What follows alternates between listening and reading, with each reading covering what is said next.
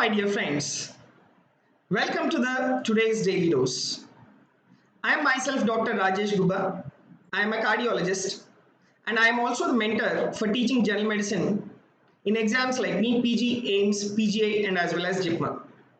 So, as a part of today's daily dose, the clinical question is, you are seeing a 57-year-old woman who presents with worsening shortness of breath coupled with decreased exercise tolerance. She had rheumatic fever in her adolescence and suffered from essential hypertension. On examination, she has signs which points to a diagnosis of mitral stenosis. Which of the following is not a clinical sign associated with mitral stenosis? The options are malar flush, atrial fibrillation, pansystolic murmur which radiates to axilla, tapping undisplaced apex beat, right ventricular heave. Now, so this question is basically about the discussion on the mitral stenosis. Now, we will just go according to the options. The first one is the malar flush.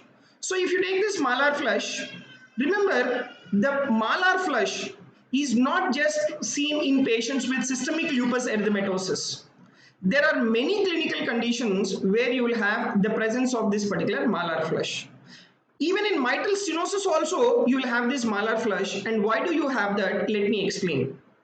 The malar flush is mainly because of vasodilatation in the malar areas in patients with mitral stenosis, and that is the reason why there will be vascular stasis resulting in malar flush. Now let me tell you all the conditions where you have malar flush. Seen in patients with going to the high altitude, hypothyroidism, that is myxedema, mitral stenosis, Cushing syndrome where there is increase in your levels of corticosteroids, thyrotoxicosis. So basically you remember endocrine conditions, hypothyroidism, hyperthyroidism and Cushing's.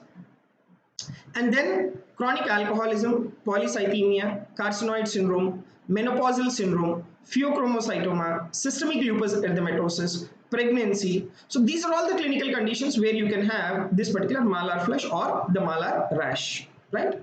Then now the other important point is, like in one of the option he was given you about the apex beat, right? So what does he tell you? Like tapping undisplaced apex beat. Let me tell you that how do you examine the apex beat? See, whenever you are examining the apex beat, you have to turn the patient to the left lateral position, and with the help of the tip of the fingers you have to try to palpate the apex beat, right? And normally the apex beat is present in the fifth left intercostal space, right, medial to the midclavicular line. And in patients with mitral stenosis, the apex beat is not displaced, right? Apex beat is not displaced in patients with the mitral stenosis. Whereas in mitral regurgitation, the apex beat is displaced down and out. But whereas in case of mitral stenosis, you will have tapping type of apex beat which is completely undisplaced. Then coming to the murmur, you take murmur in patients with mitral stenosis. In patients with mitral stenosis, you will have what is called mid-diastolic murmur. It is not your pansystolic murmur, it is the mid-diastolic murmur what you will see in patients with the mitral stenosis.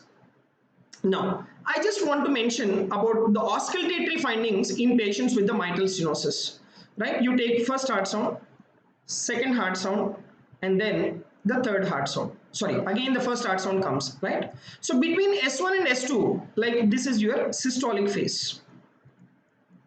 Between S2 and S1, this is your diastolic phase, right? And S1, how it will be in mitral stenosis? It will be loud. But there are certain variations of your S1 in mitral stenosis. For example, if it is a calcified mitral stenosis, then you will have soft S1. And if it is like patient having atrial fibrillation in patient with mitral stenosis, then there can be variable S1. But most of the time, it will be loud S1. Then you take S2. S2, it will be loud, right? So why do you think it will be loud? That is because of pulmonary hypertension. So which component of your S2 will be loud? That is your loud P2, right? The pulmonary component of the second heart sound will be loud, right? Then you take the diastolic phase. In diastolic phase, you have certain abnormal sounds, right? These are the abnormal sounds in mitral stenosis. Now if you take this abnormal sound or additional sound is nothing but your opening snap, which is present in the early part of the diastole. Whereas in mid part of the diastole, you will get the mid diastolic murmur. And in the later part of the diastole, you will have the pre-systolic accentuation. Right, you will have pre-systolic accentuation. So these are the diastolic additional sounds what you will have in patient with the mitral stenosis. Now you see the atrial fibrillation. Atrial fibrillation is also present in patients with mitral stenosis. Why? Because in patients with mitral stenosis, the left atria, it gets enlarged. And this enlarged left atrium will be acting as the source for abnormal impulses, and that will make the individual to land up in atrial fibrillation.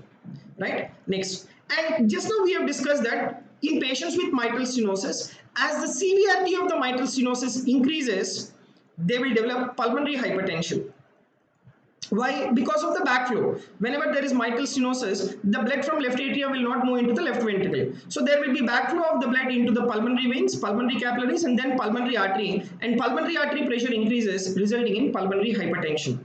So whenever there is pulmonary hypertension, there is increased afterload on the right ventricle, and that will lead to right ventricular hypertrophy. So whenever there is a right ventricular hypertrophy, let me tell you, there will be presence of your right ventricular heave. Now, how do you examine for the right ventricular heave? So you have to use your base of the hand for examining the heave or lift of the right ventricle.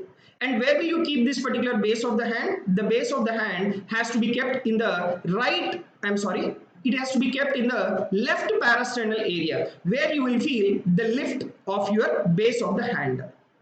Whereas, going back to the question now, so they will have tapping undisplaced apex beat, right ventricular heave, and atrial fibrillation.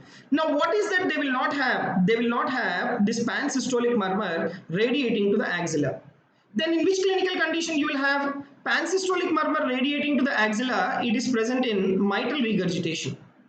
Whereas, what are the other conditions where you will have the pansystolic murmur? The other conditions where you will have this pansystolic murmur is, you will have that in patients with MR, you will have that in patients with VSD, you will have that in patients with TR, tricuspid regurgitation. So these are the clinical conditions where you will have pansystolic murmur. So this is a short video on the discussion about the findings in mitral stenosis. Right, so I hope you might have liked this particular video. So please follow us on the daily dose, wherein we will give you daily updates. Thank you very much.